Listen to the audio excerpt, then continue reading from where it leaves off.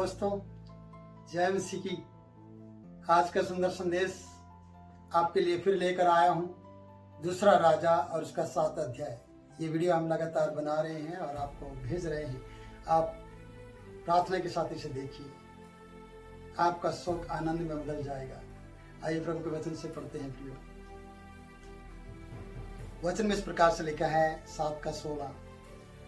तब लोगों ने निकलकर आराम के डेरे को लूट लिया, जो डर के मारे छुप कर बैठे हुए थे, जो घेराबंदी के कारण से छुपे हुए थे, जिनके चारों ओर शत्रु की घेराबंदी थी। आज उन्हीं आरामियों के डेरों को इन्होंने लूट लिया है। इसलिए मैं बताना चाहता हूँ, वचन बताता है कि जैसे परमेश्वर के दास ने कहा था कि सब कुछ सस्ता होने वाला है और अच्छा मिलने वाला है और सब कुछ आपके लिए प्रबंध परमेश्वर करने वाला है। लेकिन एक सरदार ने, जो राजा का तकिया करता था, उसने विश्वास नहीं किया। उसकी स्टोरी भी यहाँ पर लिखी है, मैं उसके बारे में भी बताऊंगा। यहाँ लिखा है प्रियो कि तब लोगों ने निकलकर आराम के डेरों को लूट लिया और यहोवा के वचन के अनुसार 1 सवा साया मैदा 1 स्केल में और 2 सवा जौ 1 स्केल में बिकने लगा। इतना सस्ता, जो महंगाई थी, जो आसमान को छू रही थी, जिसके लिए लोग हमेशा लड़ाई करते हैं, झगड़े करते हैं, रैलियां निकालते हैं कि सब कुछ सरकार ने महंगा कर दिया, ये कर दिया। पर परमेश्वर एक ही दिन में सब कुछ सस्ता कर सकता है, आपके लिए और मेरे लिए और सबके लिए। क्योंकि परमेश्वर का पुत्र यीशु मसीह संसार में आया और उसने इस प्रकार से बताया कि मैं जीवन की रोटी हूँ, और जो जीवन की रोटी को खाता है उसे किसी भी प्रकार की घटी नहीं होती। जो पहचान जाते कि यीशु जीवन की रोटी है, फिर वो रोटियों के लिए भागता नहीं है। इसलिए परमेश्वर चाहे तो महंगा कर दे, परमेश्वर चाहे तो सस्ता कर दे। जब सब लोगों के लिए महंगाई बढ़ रही होगी, तब आपके लिए परमेश्वर सस्ता इंतजाम करेगा और महंगी चीज को सस्ते में लेकर आएगा। ये मेरा विश्वास है। और मैं आपको विश्वास दिलाना चाहता हूँ कि जो लोग डरे हुए थे, जो लोग छुपे हुए थे, जिन लोगों को मौत का डर था, सिर्फ जो दुश्मन के कारण मरने वाले थे, जो लोग भूख के कारण मरने वाले थे, जो लोगों को रात दिन तड़पाया जाता, वचन बताता है कि लोग एक दूसरे को काट कर खा रहे थे। एक स्त्री ने इस प्रकार से दवाई दी कि हे राजा मेरी मदद कर। राजा ने कहा अगर यहोवा तेरी मदद ना करे तो मैं कैसे मदद करूं। तो वहां पर अकाल की परिस्थिति बताई गई कि अकाल इस प्रकार का था दुश्मन के डर के कारण से, क्योंकि वो बाहर कमाने के लिए जा नहीं सकते थे, बाहर से उनके लिए कुछ आ नहीं सकता था, कोई ट्रांसपोर्ट कुछ हो नहीं रहा था। और इस प्रकार से कोरोना के समय में हम ये हालत को देख पा रहे थे। उस समय भी परमेश्वर ने अपने लोगों को आनंदित रखा। उस समय भी परमेश्वर ने आप लोगों को संभाला और आपकी तमाम जरूरतों को पूरा किया। हमारी तमाम जरूरतों को परमेश्वर ने पूरा किया। आज भी वो जरूरत को पूरा करने वाला परमेश्वर है। इसलिए लोगों ने आरामियों के डेरों को लूट लिया। और जिस राजा ने सरदार ने विश्वास नहीं किया था, जो परमेश्वर के दास ने कहा कि सब कुछ सस्ता हो जाएगा, वो सस्ता हो गया है। आइए हम भी उसमें हिस्सेदार बने। यहाँ लिखा है तब राजा ने उस सरदार को, जिसके हाथ पर वह तकिया करता था, उसी सरदार को जिसने विश्वास नहीं किया था, उसने उस फाटक का मुखिया ठहरा दिया। जो विश्वास नहीं कर पा रहा कि ऐसा हो सकता है, अगर आसमान के झरोखे भी यहोवा परमेश्वर खोले तो ऐसा नहीं हो सकता है। मैं कहता हूं जो विश्वास नहीं करते हैं उनके लिए ऐसा नहीं होगा, पर उनके लिए होगा जो विश्वास करते हैं कि आसमान के झरोखे खुल जाएंगे आपके लिए और मेरे लिए और हम सब के लिए, क्योंकि वो आसमान के झरोखे खोलने की भी ताकत रखता है। आसमान को बनाने वाला आसमान को खोलने की ताकत रखता है आपके लिए।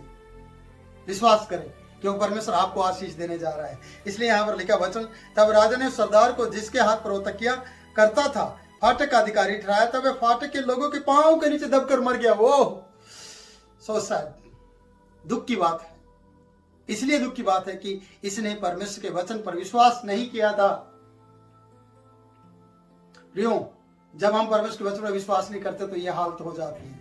कहते कि लोगों को इतना सस्ता राशन मिल रहा था, लोगों को इतने अच्छे वस्त्र मिल रहे थे, राजा के कहते कि वस्त्र मिल रहे थे, राजकुमारों के और सेना के वस्त्र मिल रहे थे, हथियार मिल रहे थे और सब कुछ मिल रहा था। खाने के लिए गधे भी उनको मिले थे चलने के लिए, और घोड़े मिल रहे थे, रथ मिल रहे थे, जिसको जो चाहे वो लूट रहे थे।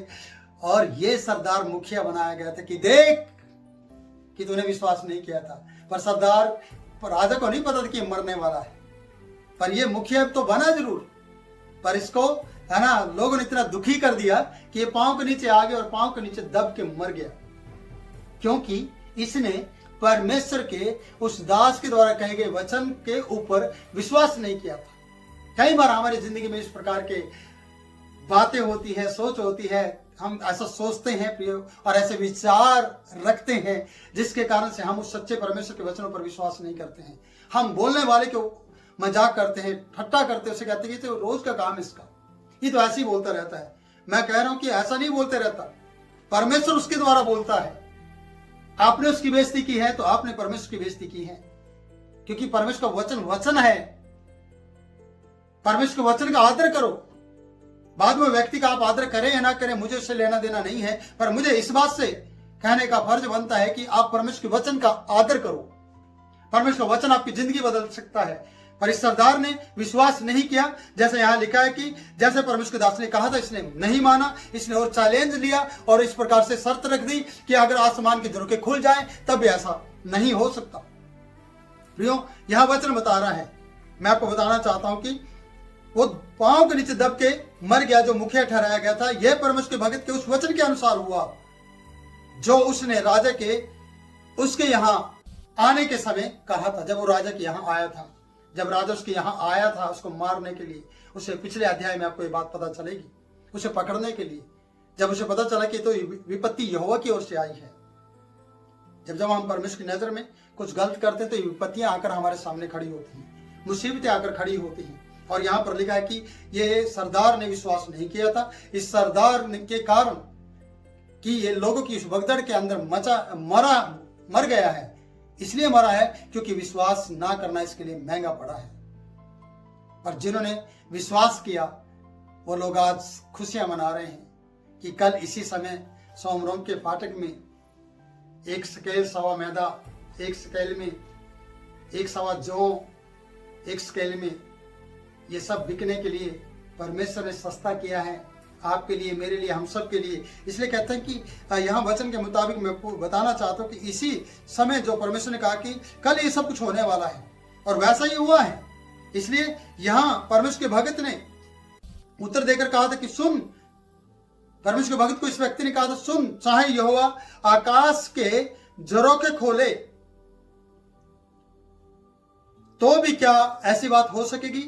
परमेश्वर के दास को इसने सवाल किया था और यहां लिखा है, उसने कहा था, सुन, यह तू अपनी आंखों से तो देखेगा परंतु उस अन्न में से कुछ खाने ना पाएगा। विश्वास योग्य लोग, विश्वास करने वाले खाएंगे और ना विश्वास करने वाले भूखे मर जाएंगे। मैं इसलिए कह रहा हूं ये बात क्योंकि जब परमेश्वर चमत्कार करता है, उस चमत्कार के लिए आप खुशी मनाएं।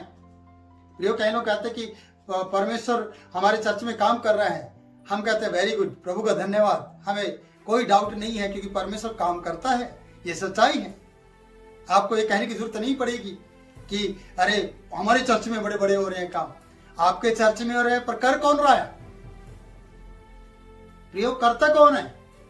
आप नहीं, मेरा जीवित उद्धार करता यीशु, मेरा परमेश्वर जो उसका पिता है।